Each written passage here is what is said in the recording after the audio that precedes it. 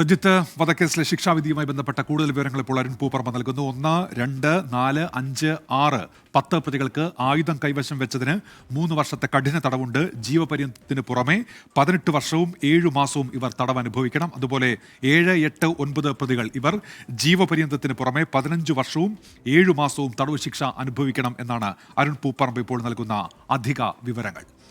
പത്തനംതിട്ടയിലെ നഴ്സിംഗ് വിദ്യാർത്ഥിനി അമ്മു സജീവന്റെ മരണത്തിൽ Chuttippara nursing college പ്രിൻസിപ്പലായിരുന്ന Abdul Salam, vice principal Saji Joseph എന്നിവരെ സസ്പെൻഡ് ചെയ്തു.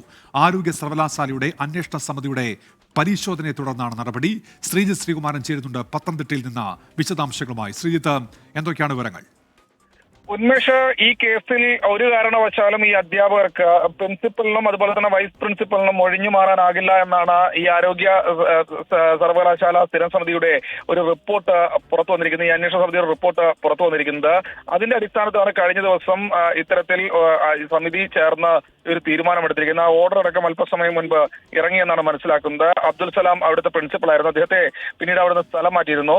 നേരത്തെ ഈ ആരോപണം ഉന്നയിച്ചിരുന്ന അമ്മു സജീവന്റെ ആരോപണം ഉന്നയിച്ചിരുന്ന കുടുംബം ആരോപണം ഉന്നയിച്ചിരുന്ന സൈക്കോളജിസ്റ്റ്, അവിടുത്തെ സൈക്കാട്രിസ്റ്റ് കൂടി വിഭാഗത്തിന്റെ മേധാവി കൂടിയായ വൈസ് പ്രിൻസിപ്പൽ സജി ജോസഫിനെയും സസ്പെൻഡ് ചെയ്തിട്ടുണ്ട്. ഇയാൾക്കെതിരെ കേസെടുക്കണമെന്ന് ആവശ്യപ്പെട്ട് അമ്മു സജീവന്റെ കുടുംബം ഡിവൈഎസ്പി ഓഫീസിൽ പരാതി നൽകിയിട്ടുണ്ട്. അതും അന്വേഷണ പരിധിയിൽ നിലനിൽക്കുകയാണ്. എന്തായാലും നിലവിൽ കുടുംബത്തിന്റെ ഒരു ആവശ്യം ഈ അധ്യാപകർക്കെതിരെ നടപടി വേണമെന്നായിരുന്നു.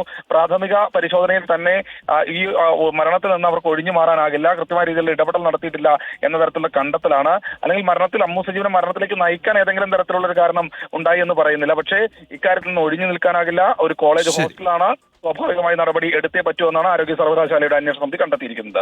ശ്രീകുമാറാണ് പത്തനംതിട്ടയിൽ നിന്ന് വിശദാംശങ്ങൾ നൽകിയത്.